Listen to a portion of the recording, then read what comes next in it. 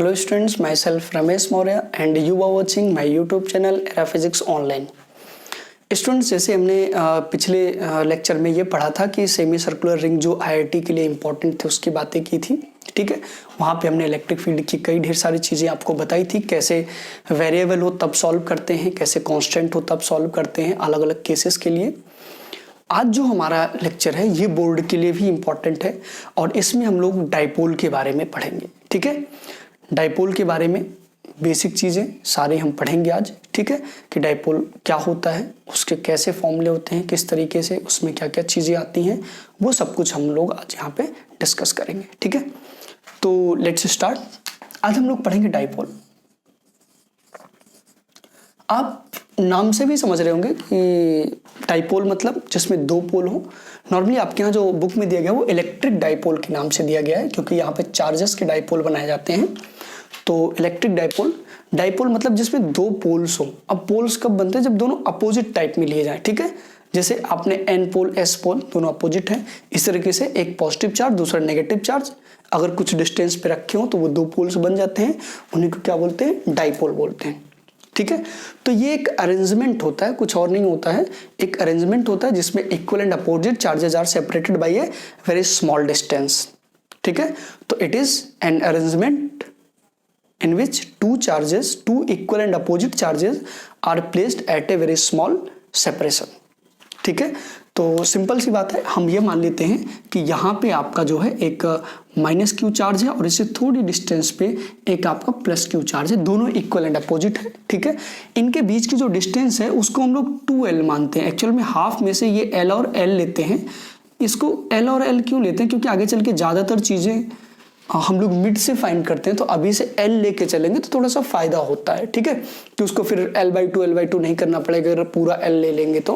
But फिर भी अगर आपको वैसे नॉर्मली समझना है तो ये समझ लेना कि माइनस क्यू है और ये आपका क्या है? प्लस क्यू है और इनके बीच की डिस्टेंस कितनी है? D, ठीक है। ये मान के चलना कि ये आपका एक डाइपोल दिया गया है।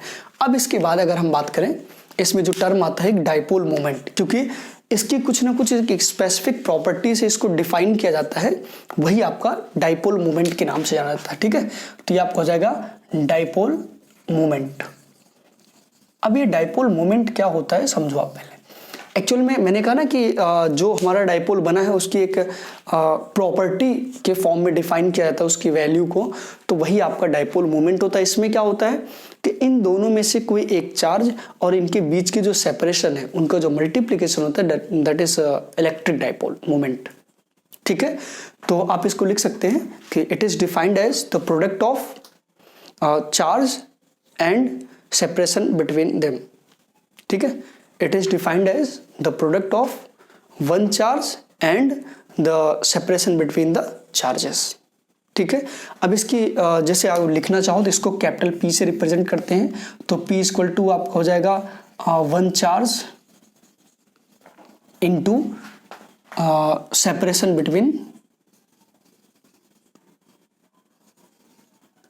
बिटवीन चार्जेस, ठीक है। तो अगर आप देखो तो P इक्वल टू कितना, एक चार्ज क्यों हो गया, यहाँ पे सिर्फ मैग्नीट्यूड लेना है आपको, प्लस माइनस नहीं लेना है, इनटू सेपरेशन ऑफ चार्जेस, तो यहाँ पे क्या हो जाएगा 2L। तो आप देखो P बराबर कितना आएगा 2Q इंटू L। ध्यान रखना एक चीज कि यहाँ पे L आपका पूरी लेंथ नहीं है, 2L पूरा लेंथ है। अक्सर क्या होता है बच्चे जब क्वेश्चन सॉल्व करते हैं तो वहाँ पे ये गलतियाँ बहुत कर देते हैं कि उसमें दिया जाता है कि दोनों चार्जेस के बीच की डिस्टेंस 50 सेंटीमीटर है, तो लोग L की वैल्यू ज़्यादातर 50 सेंटीमीटर, क्योंकि आदत हमारी पड़ी कि डिस्टेंस L हो गया। तो ये चीज़ ध्यान रखना। अब इसी चीज़ को अगर अवॉइड करना है तो आप ये भी फॉर्मूला रखना Q इंटू D का, कि D सेपरेशन बिटवीन देम, ठीक है। तो आप ये भी लिख सकते हैं ताकि याद रहे कि D हमारा 2L के बराबर होता है, वो पूरी सेपरेशन होती है, ठीक है।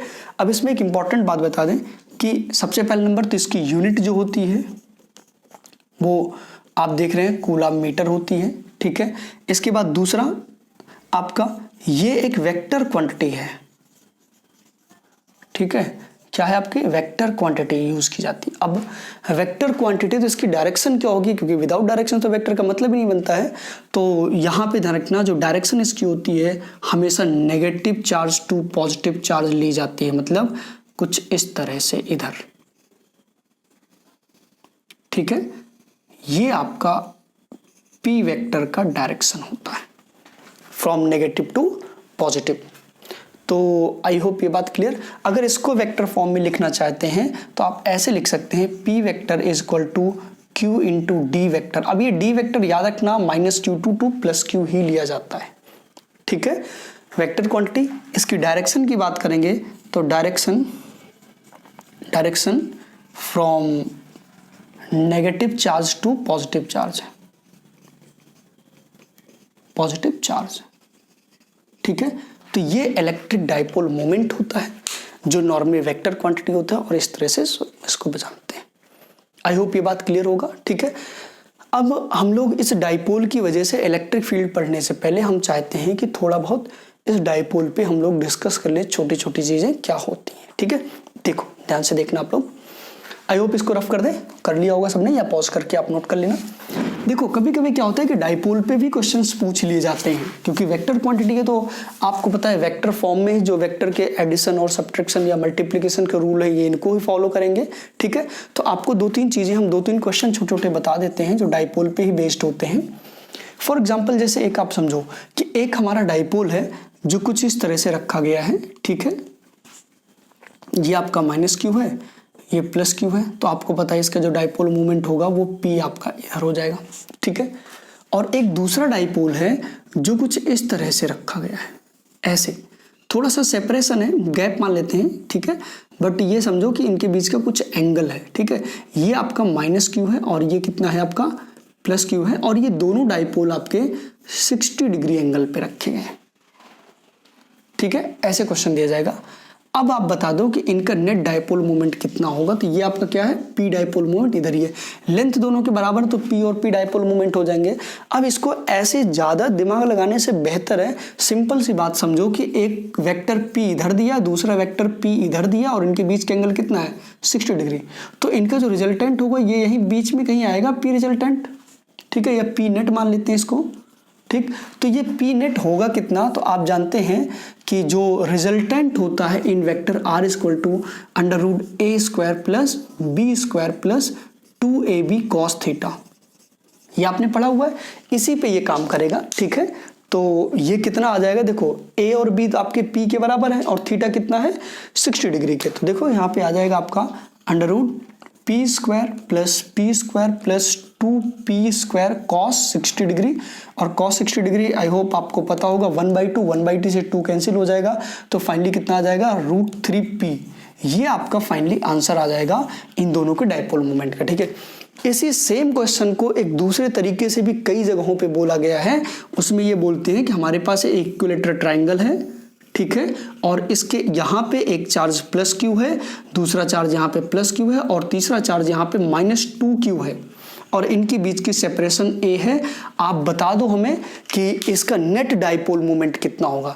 तो मैं आपको फिर से बता रहा हूं कि ये और इस क्वेश्चन में कोई डिफरेंस नहीं है, क्योंकि ये इक्विलेटरल ट्राइंगल है, तो ये एंगल कितना होगा 60 डिग्री, और ये जो 2q लिखा गया है इसको आपको ब्रेक करना पड़ेगा, -q और -q में समझना पड़ेगा, ठीक है। अब एक डाइपोल आपका यहां बन गया और एक डाइपोल आपका यहां बन गया, जो कितने एंगल पे 60 डिग्री पे। तो इस केस में भी जो रिजल्टेंट आएगा p नेट बराबर कितना आएगा √3p आ जाएगा, और p की वैल्यू कितना होगा q इंटू a, क्योंकि डिस्टेंस a है। तो फाइनली यहाँ पे p नेट जो होगा वो कितना आ जाएगा √3qa। तो ये आपका रिजल्टेंट आ जाता है। तो ये चीज ध्यान रखने वाली है कि बहुत ऐसे घुमा के आपको क्वेश्चंस पूछेंगे। यहाँ पे -2q दे दिया, अब आप सोचोगे कि ये तो डाइपोल कैसे बन रहा है। तो ये चीज आपको थोड़ा सा दिमाग में रखना पड़ेगा कैसे उसको ब्रेक करना है, ठीक है।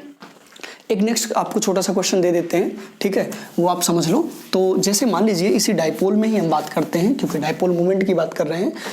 तो नॉर्मली कभी कभी क्या होता है छोटी छोटी चीज़ों में ये लोग खेलते हैं। जैसे आपको दे दिया कि यहाँ पे एक इक्विलेटरल ट्राइंगल दे दिया ऐसे, ठीक है। आपसे कहा कि ये L1 है, ये L2 है, और ये वैल्यू हमारी -2q है, ये आपका +q है, और ये भी आपका क्या है +q है। Now find net dipole moment of this system. तो अब ध्यान रखना यहाँ पर भी वही खेल आपको खेलना पड़ेगा कि ये माइनस क्यू और माइनस क्यू में इस चीज को आपको माइनस क्यू और माइनस क्यू में लेना पड़ेगा। अब यहाँ पे दो अलग अलग है, एक तो डाइपोल आपका ये होगा जो P2 होगा और एक डाइपोल आपका ये होगा जो क्या होगा P1। मतलब ये आपका इधर P2 हो गया और ये आपका इधर क्या हो गया P1। ठीक है, अगर यहाँ पे P1 की बात करेंगे तो कितना हो जाएगा, ये आपका हो जाएगा Q इंटू L1 और P2 की बात करेंगे तो Q इंटू क्या हो जाएगा L2। कोई प्रॉब्लम। और ये दोनों कितने पे हैं, 90 डिग्री पे हैं। तो जब 90 डिग्री पे हैं तो आप जानते हो कि P जो होगा आपका वो under root P1 square plus P2 square plus 2P1 P2 cos 90। और cos 90 क्या होता है आपका 0 हो जाता है, तो ये पूरा पोर्शन 0, ये P1 plus P2 under root में बचेगा।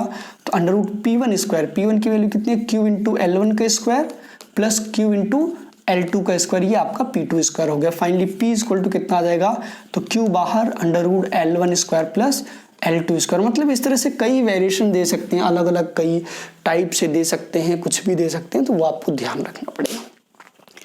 तो आई होप आपको डाइपोल के बारे में चीज़ें क्लियर हुई होंगी। ठीक है, अगले लेक्चर में जो हम लोग पढ़ेंगे बहुत ही इंपॉर्टेंट होगा electric field due to dipole.